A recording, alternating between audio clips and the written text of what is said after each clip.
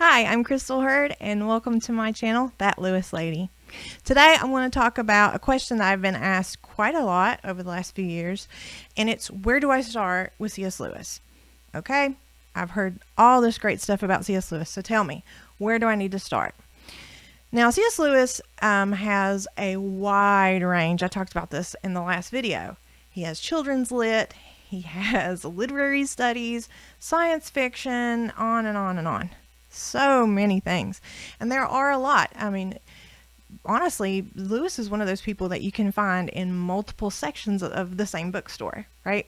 So where do we start with C.S. Lewis? Where do I start? What's the best place to go from? And where do I go after I've started a book or two? Okay, so this video is to help you get started on C.S. Lewis. So if you watched my last video, I talked about my favorite book in the universe, which is Mere Christianity by C.S. Lewis.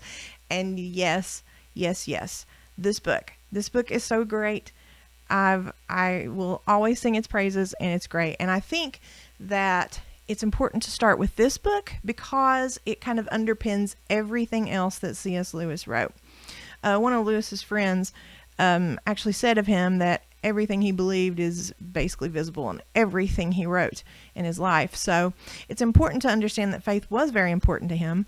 And so all the writings he did revolve around the basic tenets, the foundational beliefs that he grew up with and that he exercised as an adult.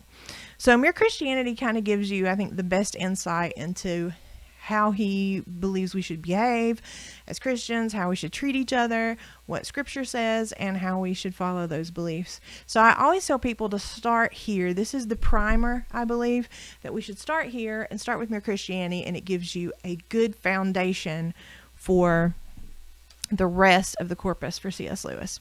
Now, some of you may already be here or have been here, but I also would recommend Narnia to be very close to the front of your reading. These are all 7 books in one big chunky book. I actually bought this at a library book sale for $2, I think. So you can find these really easily.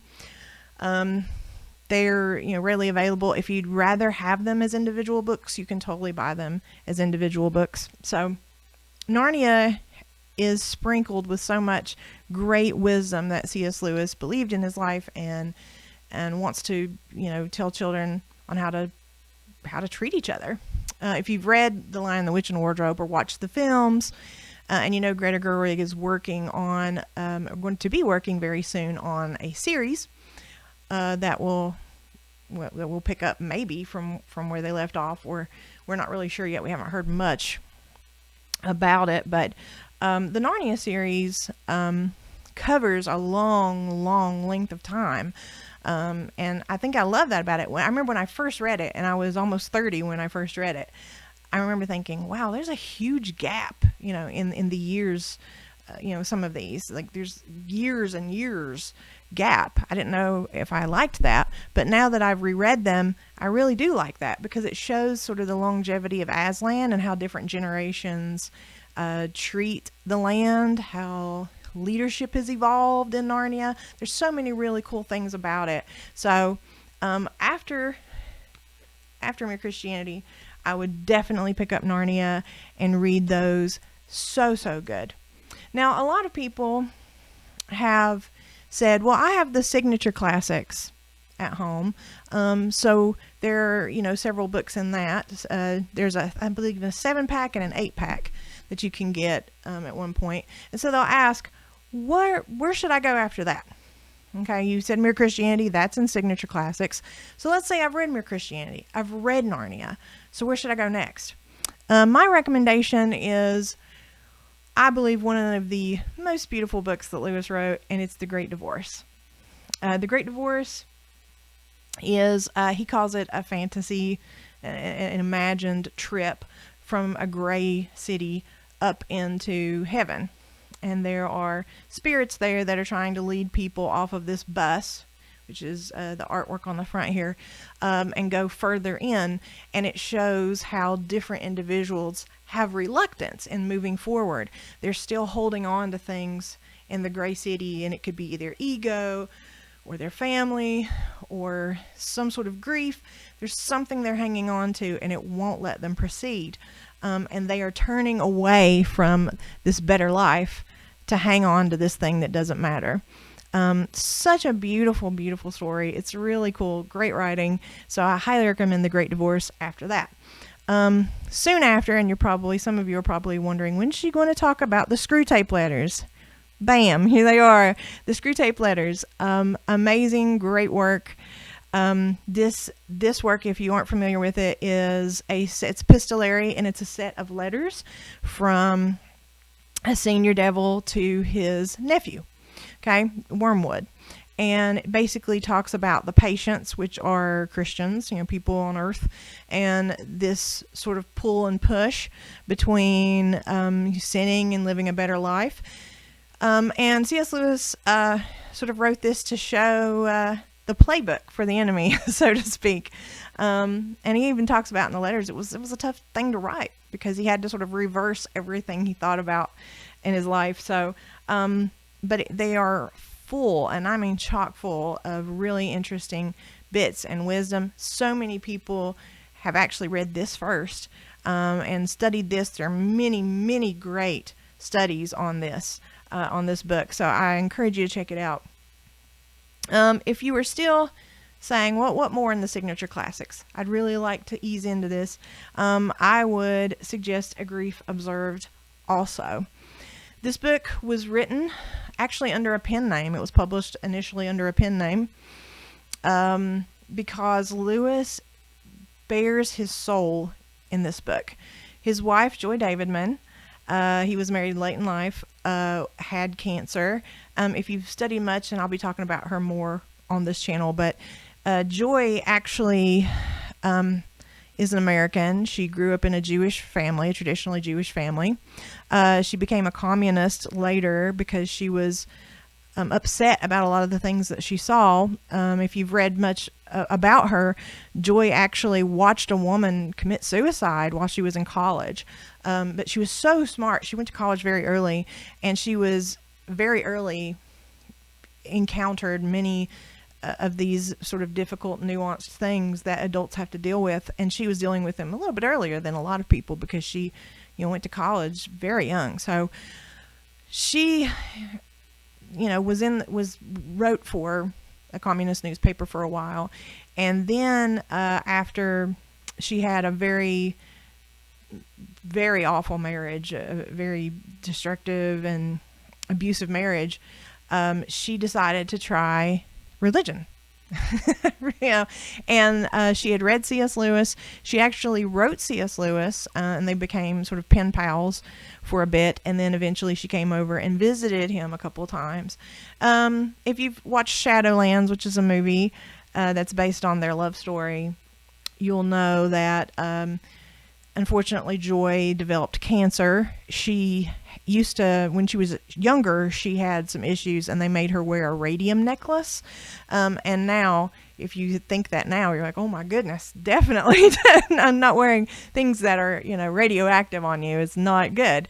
But when she was younger, she had to wear a radium necklace, and eventually she developed breast cancer. Her bones were breaking. It was just a really bad situation. And so Lewis was with her through that entire episode, and she actually got better for a while, and they had a few great years together, but she passed eventually from cancer. And so Lewis's heart was broken, absolutely broken, and so he wrote A Grief Observed as very raw, open wound reflections on God and life and what to do in her absence. If you know someone who is grieving, or you're grieving yourself, it's a great book, and it's not one of these situations where they just tell you nice things and hope that fixes it. Lewis dives very deep and very personal into his own beliefs about the world and God and grief in general. So he was really just making reflections on what it felt like in the day-to-day without his wife, So it's a sad book, but it's still full of that same wisdom, even though you know the author is heartbroken.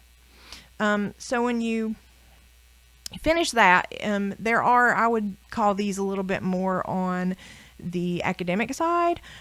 So if you want to stay more casual, you can, or if you want to get more, deeper into like theology and looking at a topic a little more academically, I would suggest The Four Loves. I'm not saying that The Abolition of Man isn't good or anything like that, but for starters, for beginners, I think The Four Loves is great. It really talks about the four loves and the Greek word, like storge, and he explains what those relationships are, how they break down, and how we should be loving one another, right? There are different aspects to that. There's love versus friendship, right? Versus familial love versus God love, right? And so Lewis actually breaks down the word, but breaks down the concepts.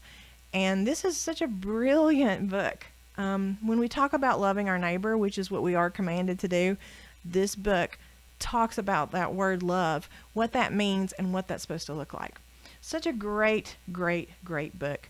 Now, if you're ready to expand past the signature classics, another one I would recommend is Lewis's autobiography, which is Surprised by Joy. You can see I've got notes and stuff squished in here. This book is, Lewis published this in 1955, so he didn't die until 1963, so it's just a few years before he had passed, but he reflects on his entire life from growing up in Belfast, Northern Ireland, to going to school, to fighting in World War I, and then coming to Oxford, and then his conversion story, which is beautiful. And yes, he did consider God in the sidecar of his brother's motorcycle. He talks about that in this book. So, such a great book, and it talks about, there's so many good things in this book that I would recommend to people. But he does say in this book, and I'm just going to pull it out here. I don't have it memorized, but he talks about the armor coming off when he finally decided, okay, God is God, and if I'm going to believe in him, then I'm going to do it wholeheartedly. All bets are off. The armor's coming off. I'm ready, God. Do what you will. So, a great book. A couple other recommendations for you if you are like, okay, there are plenty more, and there's a lot of stuff out there. If you are interested in literary criticism, if you're an English nerd like I am, I love literary criticism. Paradise Lost is Preface to Paradise Lost is one of my favorite literary criticism books by C.S. Lewis, but there's tons, Studies in Words, and so many good books. But if you're not really into literary criticism all that much, or you want to stay more casual, one of the things that I would recommend when it comes to essay collections, now there are a lot out there, there's a caveat, there are a lot of essay collections out there, and sometimes people will ask, why was there this proliferation of essay collections? That's because C.S. Lewis wrote a lot for periodicals, magazines, journals, newspapers, and so they were all sort of scattered, and then they were collected by Walter Hooper, who was his secretary in late in his life. And so many of them were sort of assembled. So my favorite essay collection is God in the Dock. As you can say, it's a little more meaty than some of the other essay collections, but this one is my favorite, and I'll talk some more about this in another video on the essay collections. But this essay collection, when I've had people ask, what gives me the most bang for my buck as far as learning about Lewis, what he thought, how he wrote, what his perception of things were, I usually recommend this right here, God in the Dock, for the best sort of cornucopia, this vast collection of a lot of Lewis's perspective on many different topics. And there are so many good ones. Finally, if you are a fantasy science fiction person, and I know there are lots of people here on YouTube who love fantasy, who are Lord of the Rings people, who, love romantasy. That's a newer genre, right? Fantasy and science fiction are big sellers. And a lot of people still to this day do not know that C.S. Lewis wrote a science fiction trilogy. It's here. This is the Ransom trilogy. It is composed of 3 books: Out of the Silent Planet, Paralandra, and That Hideous Strength. And it follows basically a guy named Ransom, who is a philologist, studies language at the college, and he is kidnapped, and taken to another planet, and that's where the adventures begin. These books are beautifully written. They were actually written very early in Lewis's career. The first one, Out of Silent Planet, was published in 1938. So that was pretty early on. Lewis didn't really start publishing books until like 1933, even though he'd published a couple of poetry books, Dimer, Spirits in Bondage. Those were earlier in his life. But once he converted to Christianity, then we have more academic works, and then eventually he sort of transitioned into more sort of casual reading, less stodgy, academic writing, and more sort of reading for the general public. So his first book that was published after he converted to Christianity, he published Allegory of Love, which is an absolutely brilliant book. If you are someone who loves medieval literature or literary criticism, I highly recommend that book. That book is still widely accepted and praised by literary scholars today, and that book is almost 100 years old. It's a great book. So if you're interested in spiritual works that were written shortly after Lewis's conversion, you may want to check out The Pilgrim's Regress, which was his sort of play off of John Bunyan's Pilgrim's Progress. So those were all written. Those were all written in the early 30s, and then Out of Silent Planet was written in 1938. So these books were written all around the time of the Second World War. So it's very interesting. There's a lot of really neat imagery and sort of metaphorical stuff in these books, especially That Hideous Strength. So great. But I have to admit that probably my favorite book, probably one of the most beautiful books that Lewis wrote, is Paralandra, which is the middle book. So these books are so much fun, and I think that these here give you a really great introduction into what Lewis wrote and kind of give you a nice worldview. And then you can, when you're ready, you can transition into more books that Lewis wrote. So definitely, hopefully this will help you get started on where to go and what to read. Make plenty of notes. Comment down below if you want more suggestions, or if you want to talk about your first experience reading any of these. So thanks for stopping by, and I will see you next time.